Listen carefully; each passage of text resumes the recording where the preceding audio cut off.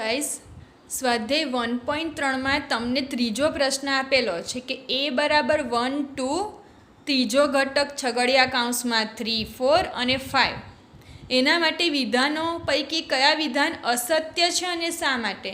તો મેં આગળના વિડીયોમાં સમજાવ્યું કે અસત્યને સમજવા માટે તમારે સત્યને સમજવું જરૂરી છે.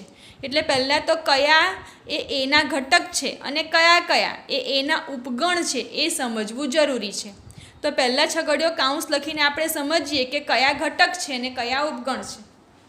તો જુઓ અહીંયા એ આખો ગણ મેં લખેલો છે કે એ ગણ બરાબર આ 4 ઘટક.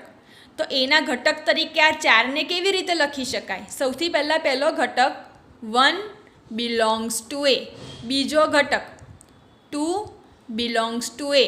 હવે ત્રીજો ઘટક છે 3 4. તો એ લખાશે છગડિયા કૌંસમાં 3 4 બિલોંગ્સ ટુ એ. કેમ કે છગડિયા કૌંસમાં 3 4 એ એક આખો ઘટક છે. ત્યાર પછી આવશે 5 બિલોંગ્સ ટુ એ. તો આ થઈ તો ઘટકની વાત. હવે થયું કે ભાઈ આ જે ઘટકો છે એ એના ઉપગણ છે એ કેવી રીતે દર્શાવાય? તો સૌથી પહેલાં તો ઉપગણ દર્શાવવા માટે આવે ખાલી ગણ કે ભાઈ 5 સબસેટ એ, પછી એ ગણ પોતે તો એ સબસેટ એ. હવે આપણે આ જે ઘટકો છે એમાંથી પહેલાં એક એકની જોડી લેવાની, એક એકની જોડી એટલે એકની જોડી એટલે છગડિયા કૌંસમાં 1. જ્યારે પણ ગણ દર્શાવો ત્યારે એને છગડિયા કૌંસમાં દર્શાવવું જ પડે. એટલે છગડિયા કૌંસમાં 1 સબસેટ એ. હવે 2 આવશે છગડિયા કૌંસમાં 2 સબસેટ એ. જ્યારે બિલોંગ્સ ટુની રીતે દર્શાવીએ ને ત્યારે છગડિયો કૌંસ ના કરાય, ફક્ત ઘટક એકલો લખીને બિલોંગ્સ ટુ એ. પણ જ્યારે તમે ગણ તરીકે ઉપગણ તરીકે દર્શાવો, કોઈ એક ગણના ઉપગણ તરીકે દર્શાવો ત્યારે છૂટા છૂટા પાડીને એને છગડિયા કૌંસમાં દર્શાવવા પડે. હવે આવે છે ત્રીજો ઘટક છગડિયા કૌંસમાં 3 4. તો ત્રીજો ઘટક 3 4 આખો ઘટક છે એટલે એને છગડિયા કૌંસમાં 3 4 આવી રીતે લખાય કે 3 4 અને પાછું એની બહાર બીજો એક છગડિયો કૌંસ સબસેટ એ. આ ખાસ ધ્યાનમાં રાખજો કે આ આખો ઘટક છે તો એને છગડિયા કૌંસમાં દર્શાવવો પડે સબસેટ એ. હવે 5 એને પણ છગડિયા કૌંસમાં દર્શાવો સબસેટ એ. એટલે એક એકની જોડી પૂરી થઈ. હવે બબ્બે ઘટકની જોડી લેવાની. તો બે ઘટકની જોડી એટલે પહેલાં 1 2 તો 1 2 સબસેટ એ. પછી 1 સાથે 3 4 તો 1 3 4 3 4 ને છગડિયા કૌંસમાં જ દર્શાવવાનું સબસેટ એ. પછી 1 સાથે 5 એટલે 1 5 સબસેટ એ. હવે 1 સાથે જેટલા લઈ શકાય એ વાત એ પૂરા થઈ ગયા. એટલે હવે આપણે 2થી સ્ટાર્ટ કરીએ. તો 2 સાથે સૌથી પહેલાં આવશે 3 4. તમે કહેશો કે 1 કેમ નહીં?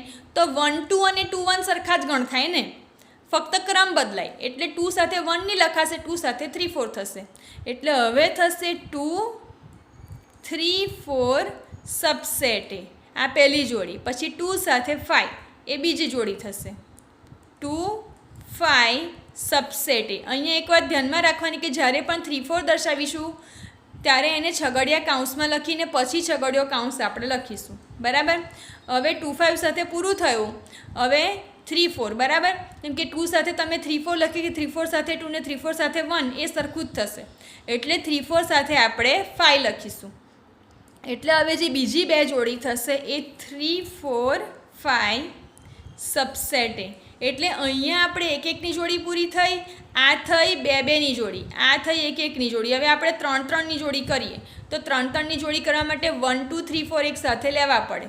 એટલે થશે 1 2 પછી છગડિયા કૌંસમાં 3 4 છગડિયો કૌંસ પૂરો સબસેટ એ. હવે પાછળના 3 તો થશે 2 3 4 અને 5 સબસેટ એ. બરાબર. 1 2 3 4 5 પછી 2 4 3 4 5 હજુ એક બાકી રહી ગયો 1 2 અને 5. બરાબર. તો થશે 1 2 5 સબસેટ એ. 1 2 3 4 5 1 3 4 5 1 3 4 5 પણ બાકી રહ્યો ને. તો થશે 1 3 4 5 સબસેટ એ. હવે કોઈ પણ ગણ નહીં બને. 3 3 ની જોડીમાં પહેલાં 1 2 3 4 પછી 1 3 4 5 ત્યાર પછી 2થી શરૂ કરીએ તો 2 3 4 5 પણ પછી તમે લેવા જશો તો પછી 3ની જોડી બનશે નહીં. એટલે કુલ આપણે જોવું પડે કે જુઓ 4 સભ્યો હોય તો ઉપગણ કેટલા બને? 2⁴ બને, 2m રીતે, એટલે થશે 16. તો 16 થયા કે નહીં એ જોઈ લઈએ. 1 2 3 4 5 6 7 8 9 10 11 12 13 14 15 ને 16, એટલે 16 ગણ થઈ ગયા, 16 ઉપગણ થઈ ગયા, એટલે આપણો આ જવાબ સાચો છે. હવે આના પરથી આપણને જે વિધાન આપેલા છે એ સાચા છે કે ખોટા એ નક્કી કરી લઈશું. તો મેં અલગ રીતે એને લખીને રાખેલા જ છે, જેથી આપણે સરખાવવામાં સરળતા રહે. બરાબર. તો પહેલું વિધાન છે છગડિયા કૌંસમાં 3 4 સબસેટ એ. હવે 3 4 ને જો ઉપગણ તરીકે દર્શાવવો હોય તો કેવી રીતે દર્શાવી શકાય? આ રીતે જુઓ, છગડિયા કૌંસમાં 3 4 ને પાછું એની બહાર છગડિયા કૌંસમાં 3 4 સબસેટ એ. આ રીતે જ દર્શાવાય તો જ એ સાચું કહેવાય. બરાબર. આ રીતે. પણ અહીંયા તો છગડિયો કૌંસ 3 4 સબસેટ એ આપેલું છે, તો એમાં તો બિલોંગ્સ ટુની નિશાની જ થાય વચ્ચે, સબસેટની નિશાની ના થાય. માટે આ વિધાન અસત્ય છે, કારણ કે 3 4 એનો ઘટક છે, ઉપગણ નથી. એટલે કે કારણ કે 3 4 બિલોંગ્સ ટુ એ, માટે આ વિધાન અસત્ય છે. હવે જુઓ, 3 4 બિલોંગ્સ ટુ એ, તો ઘટક તરીકે 3 4 બિલોંગ્સ ટુ એની રીતે દર્શાવી શકાય. બરાબર. આપણને ખબર છે કે આ રીતે દર્શાવી શકાય. માટે આ વિધાન સત્ય છે એવું સાબિત થાય છે, કારણ કે 3 4 એ એનો ઘટક તો છે જ. ચાલો હવે આગળ જોઈએ.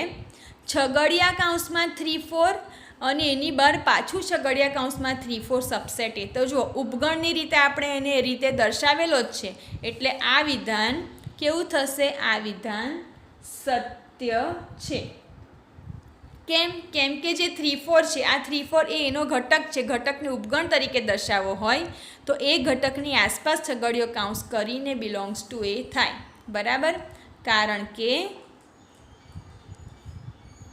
3 4 બિલોંગ્સ ટુ એ છે, માટે છગડિયા કૌંસમાં 3 4 સબસેટ એ એવું લખી શકાય. હવે જુઓ, 1 બિલોંગ્સ ટુ એ, તો જુઓ ઘટકની રીતે 1 બિલોંગ્સ ટુ એ એવું લખી શકાય, માટે આ વિધાન સત્ય છે. હવે છે 1 સબસેટ એ, તો જુઓ 1 ને જો તમારે ઉપગણ તરીકે દર્શાવવો હોય તો એને છગડિયા કૌંસમાં દર્શાવવો જ પડે. બરાબર. તો આ વિધાન અસત્ય થશે. આ વિધાન અસત્ય છે, કારણ કે એને ઉપગણ તરીકે દર્શાવવો હોય તો તમારે 1 સબસેટ એ આમ લખાય. બરાબર. 1 સબસેટ એ આ રીતે લખાય. એટલે તમારે શું કરવું પડે? 1 બિલોંગ્સ ટુ એ છે, જ્યારે ઉપગણ તરીકે દર્શાવવા માટે છગડિયા કૌંસમાં 1 સબસેટ એ તરીકે લખવું પડે, માટે આ વિધાન અસત્ય છે. બરાબર. અહીંયા જો 1 અને એ હોય તો વચ્ચે નિશાની બિલોંગ્સ ટુની આવે, અને જો ઉપગણ લખવું હોય તો અહીંયા છગડિયો કૌંસ કરવો પડે. હવે જુઓ, 1 2 5 સબસેટ એ, તો 1 2 5 ઉપગણના લિસ્ટમાં આવે છે કે નહીં જોઈ લઈએ. જુઓ, 1 2 5 સબસેટ એ આવેલું છે ઉપગણના લિસ્ટમાં, માટે આ વિધાન સત્ય છે, કારણ કે 1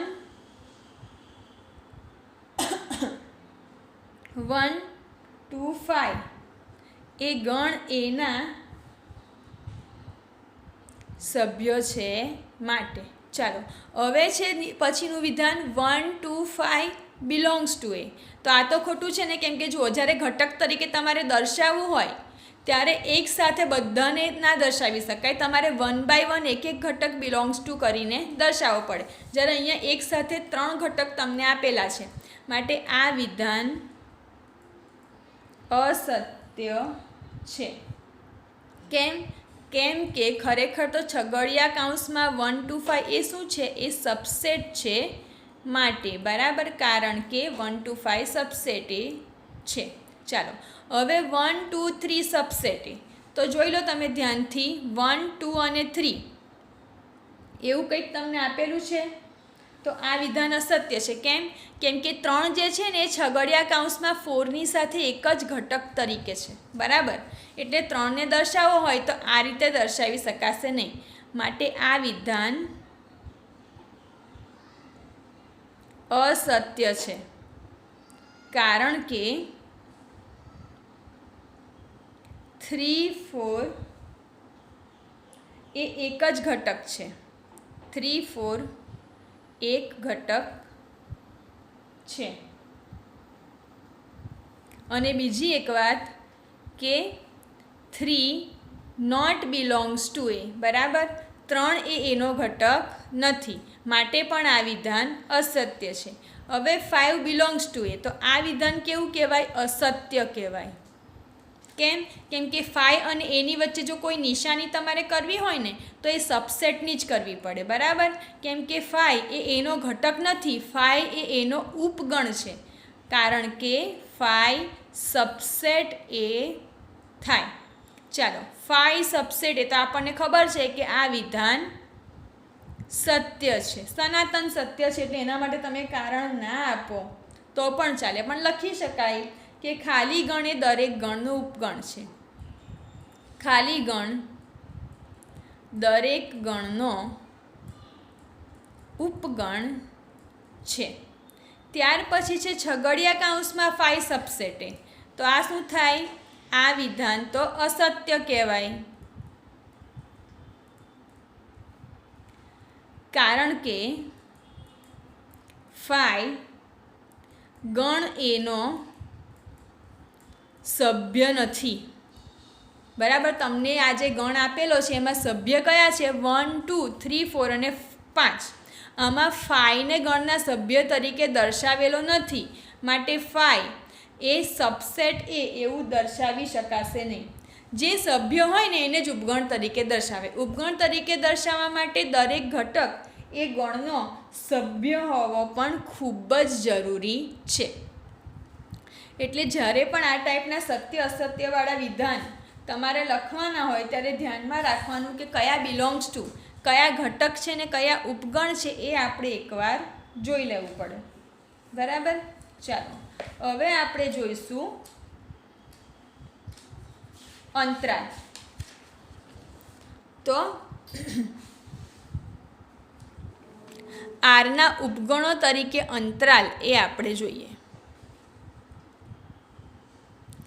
તો ધારો કે એ અને બી બિલોંગ્સ ટુ આર, તમને કોઈ ક્રમયુક્ત સંખ્યા આપેલી હોય જ્યાં એ લેસ ધેન બી હોય, તો વાસ્તવિક સંખ્યાનો ગણ એક્સ જ્યાં એ લેસ ધેન બીને વિવૃત અંતરાલ ઓપન ઇન્ટરવલ કહે છે, જેને સ્મોલ એ બી વડે દર્શાવાય છે, બરાબર. તમને એ અને બી બિલોંગ્સ ટુ આર કોઈ સંખ્યા આપેલી છે, એ બી તરીકે તમે સમજી લો કે 1 અને 2 લીધા, open interval belongs to R. તો સંખ્યા રેખા પર અહીંયા 1 છે, અહીંયા 2 છે, અહીંયા 3 છે, અહીંયા 4 છે, અહીંયા 0 છે. આ પણ આગળ છે ને આ પણ આગળ છે. તો 1 2 બિલોંગ્સ ટુ આર તમારે દર્શાવવું હોય તો એને એ લેસ ધેન બીની રીતે દર્શાવવું હોય તો લખાય 1 લેસ ધેન બી.